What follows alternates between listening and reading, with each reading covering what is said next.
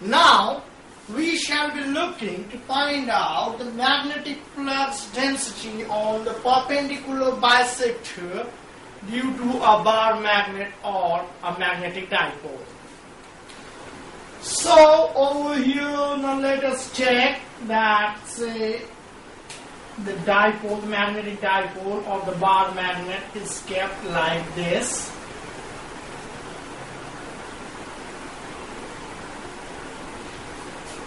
Say for example, the North Pole lies over here and the South Pole lies over here. And as we know that now we are going to take the length of this magnetic dipole as 2L, and we are going to think as if that this magnetic dipole is actually at a center of mass. So at the middle point, obviously there will be the center of mass at this point, so we can take that this one is equals to L and this one again as equals to L. Then only the length of the magnetic dipole we can take it as 2L. Now a point on the perpendicular bisector means that we are bisecting it. Now this is the bisecting. There will be a perpendicular on the bisecting point that is known as a perpendicular bisector. So say for example, we will keep a point which is on the perpendicular bisector, which means that this is lying on this line, the point, where this one is 90 degree and so as this one, right? Now let us take back the point is over here, and as we have assumed in the previous lecture, we are assuming it once again, that over here at this point there is again a North Pole, and the pole strength of this North Pole which is being kept over here is unity or equal to 1. Let us check the magnetic dipole or the pole strength of this North Pole as, say, M, small m, and this one small m again. As we know that in a dipole, magnetic dipole, the pole strength of the North Pole and the South Pole are equal, but they are in opposite direction. So if there is the North Pole, this North Pole will actually repel it. It will repel it where? Over here, over this direction, where? Simply along the line joining these two North Poles. So the line joining these two North Poles, let us take us as this one, right? So this will simply repel it, which means this is on the direction. This is repelling, right? It is asking this North Pole that go away from me. I am North Pole over here, you are North Pole, we will repel each other. But on the contrary, the South Pole will actually attract this North Pole. But again, this is along the line joining this North Pole and the South Pole, which means that it will be attracting, say for example, over this line, right? Now, if this is L, let us take that this distance from the center of mass or the perpendicular bisector as equals to R. The distance of separation of this point from the perpendicular bisector on the perpendicular bisector is equals to small r. Then applying the Pythagoras theorem in this right-angled triangle, we shall find out that this length is actually equals to under root of r square plus L square. And likewise, on this right angle triangle again we shall find out that the length will be simply equals to r square plus l square. Right? And let us say, for example, let us check that this one angle is equals to theta. So, first of all, now if we do look at this, this is the magnetic flux density due to the North Pole, and this black arrow indicates the magnetic flux density due to the South Pole.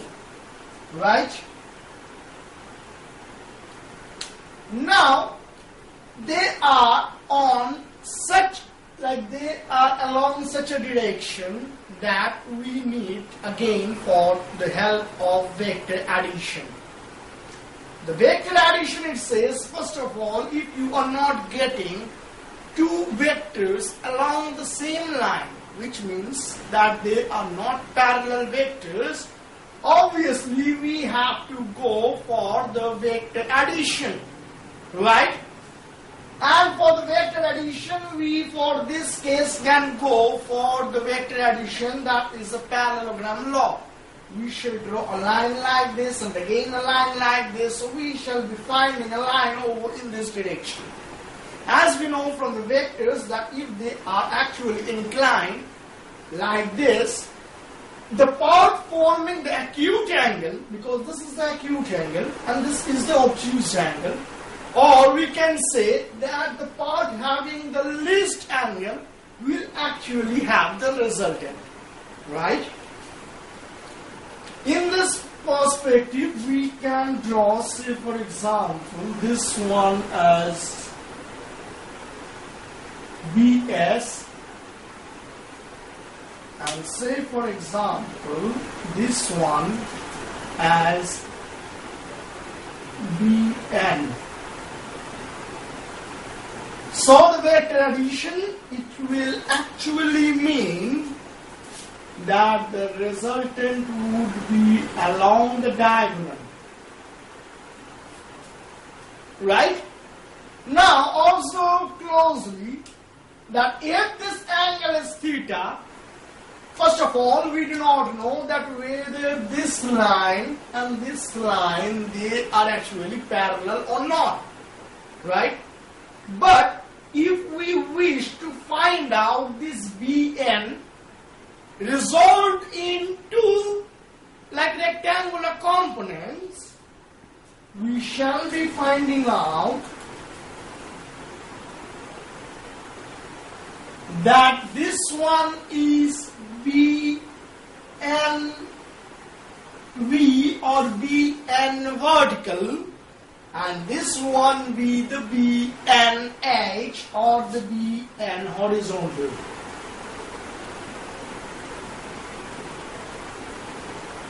Right? So if we are going to take this as BN horizontal, then obviously we have to take this line as parallel to this. Right? Obviously, in this situation, this theta will simply be equal to this theta. Or, this particular angle will then be equal to theta. And if this is a perpendicular bisector, then by geometry we know that if at any point we take on this, this is going to form an isosceles triangle. And if this is the isosceles triangle, then this angle will be equal to this angle.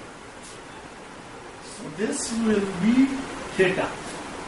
Now if this is theta once again and this is the horizontal line, we can understand that this angle will again be equal to theta. Right? Now we are going to resolve this BS again into, say, the rectangular components. So one of the rectangular component will be along this line. This will simply be termed as BN. BSV, because this is the BS of the vertical component, and over on this line we shall be finding out that this will be BS horizontal. Now we shall be finding out that actually this line, first of all, we did not know while we were doing this parallelogram law of addition of vectors, we did not know that this was actually parallel to this line. But resolving it, we did find out that no, this angle is equal to this angle, and this angle is again equal to this angle, and this angle is making this angle with, say for example, this horizontal line. So this will be a horizontal line, and actually this horizontal line will be having the BSH and the BNH simultaneously on the same side, as we could see by resolving the vector of BS and BN. So now we can say that this actually, the resulting vector, what we are finding out, this will be the resulting vector B, and it is actually parallel to the horizontal line, right? Now first of all we shall be trying to find out the value of BNV and the value of BSV, and we shall be finding out that what will be their resultant, and afterwards we shall be finding out that what will be BNH and what is BSH, and finding out the resultant. So what will be the resultant coming over here and the resultant coming over here? Again we shall go for the vector addition of these two resultants, right? Now if we do wish to find out the BN over here, or say for example BNV, we can write that Bn along the vertical component will simply be equals to mu naught divided by 4 pi multiplied by m. The m over at this point is kept as unit is equals to 1. So it is simply divided by, now what is the distance of separation between this point and North Pole? It is simply equals to under root of r square plus l square. Under root of r square plus l square whole square due to the inverse square law, right? This expression, this first expression will simply be equals to Bn, or along this Bn. But what will be Bnv? The Bnv will simply be equals to Bn sine theta, right? Now this is equation 1. Because we do find out that this is actually theta, so Bnv will be equals to Bn sine theta. And what is basically BSV? BSV will simply be equals to this line, will again simply be equals to Bs sine theta, where theta is this angle, right? And what is the value of Bs? The value of Bs is mu naught divided by 4 pi multiplied by m divided by under root of r square plus l square. This one whole square, as you could see, the distance of separation for this is also equal to under root of r square plus l square multiplied by sine theta. So this are, we could see that they are simply opposite in direction to each other. So we shall be finding out their resultant as BNV minus BSV or BSV minus BNV. But if you closely observe that actually the value of BNV and BSV are equal. Could you see anything different in their expression? No. So we can write that the vertical component of B N and BS cancel each other, right? So actually now we need to take up our eyes from this BNB and BSB, as we could see that they are cancelling out each other. But wait, we have got another two components, the BNH and the BSH, right? So finding out for BNH, it will simply be equals to Bn cos theta along this line, because this is the angle theta, right?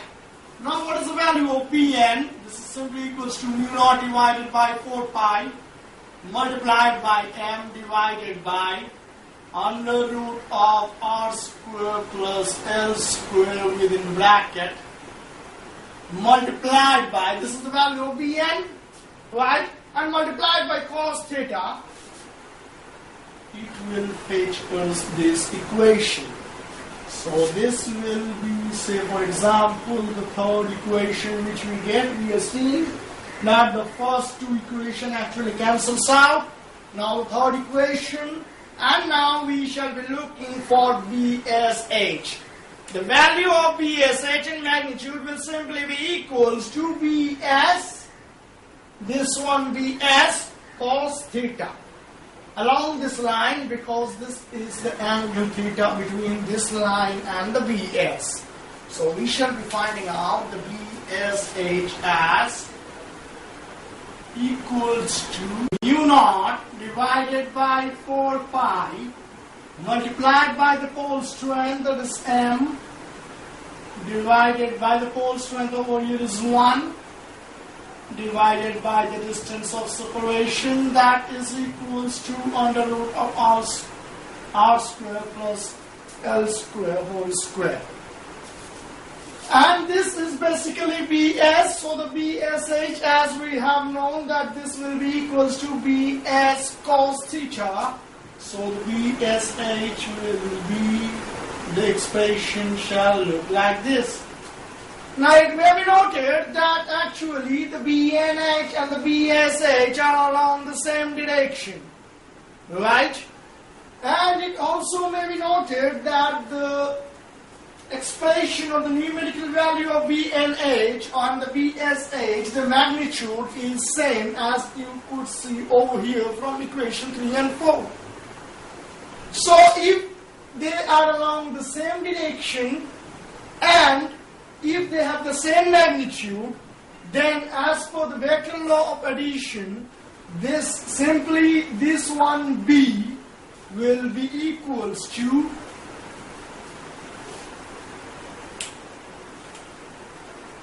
the resultant of B will be simply equals to twice the value of any one of BNH or BSH. Say BNH we are taking, so it will simply be equals to 2 multiplied by mu naught divided by 4 pi multiplied by m divided by r square plus l square, because as we could see that this is the square of the under root, right? So this will simply be r square plus l square and multiplied by cos theta. Now if you look in this right triangle, we shall find that the value of cos theta will be equal to this base divided by this hypotenuse, right? The base is actually equal to L and the hypotenuse is equals to under root of r square plus L square. So it will be L divided by under root of r square plus L square, right? Now over here also that this is 2, this is m and this is L.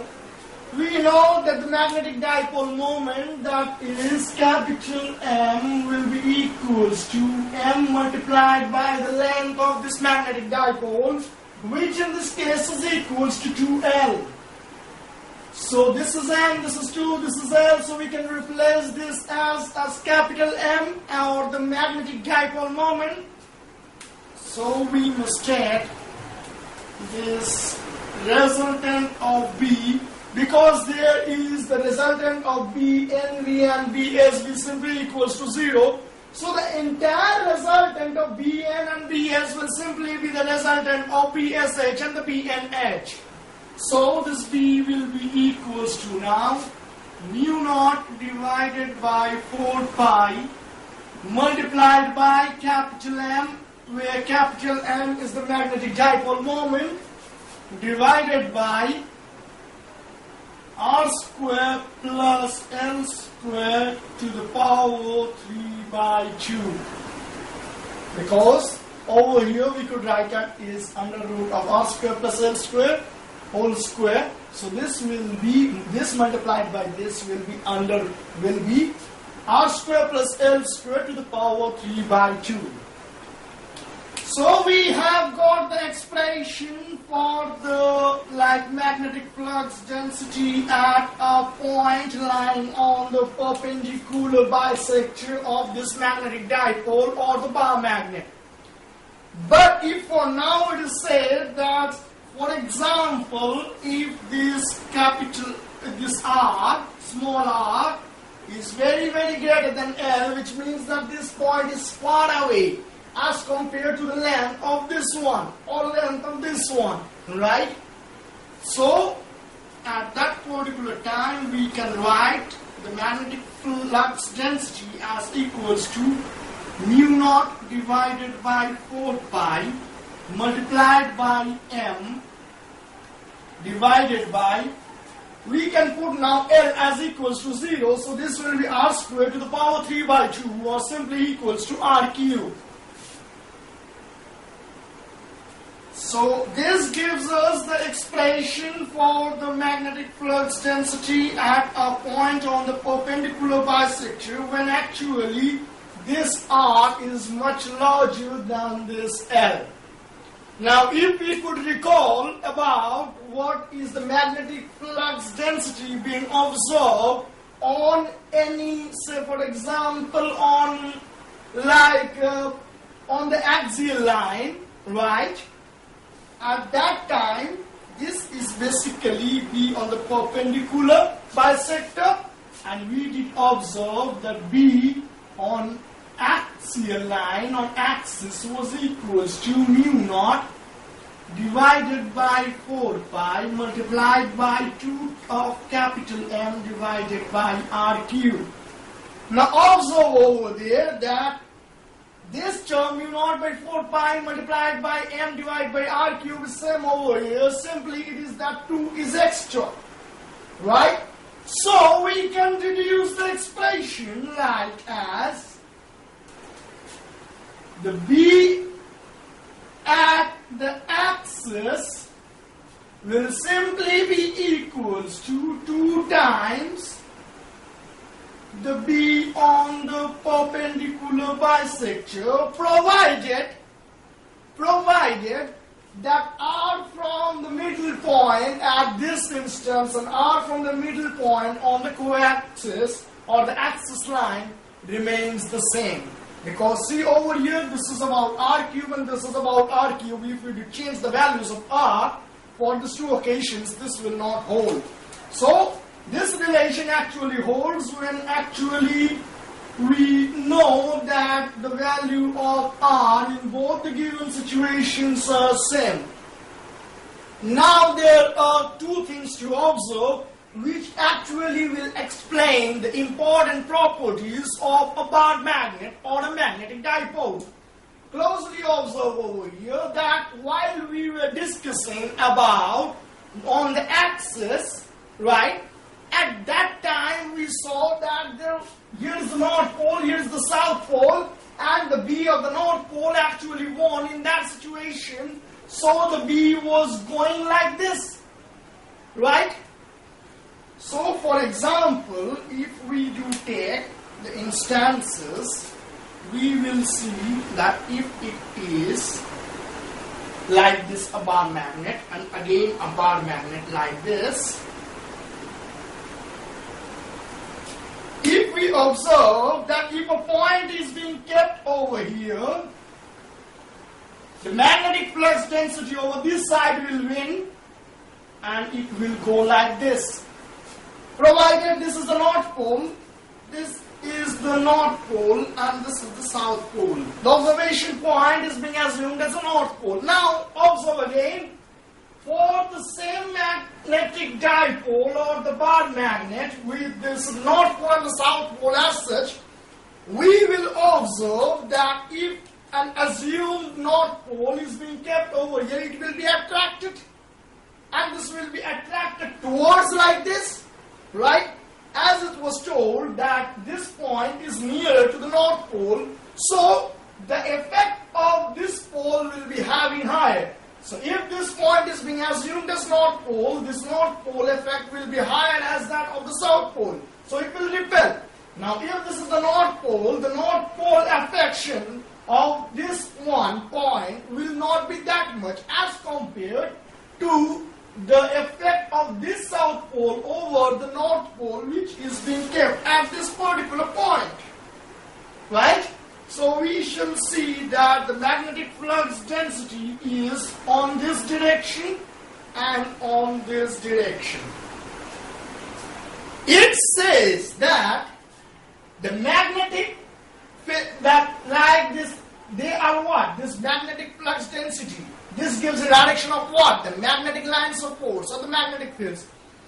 From this diagram we could understand that the magnetic lines of force actually emerges from the North Pole and goes into the South Pole. So, say for example, if now we draw a bar magnet like this, this is the North Pole and this is the South Pole.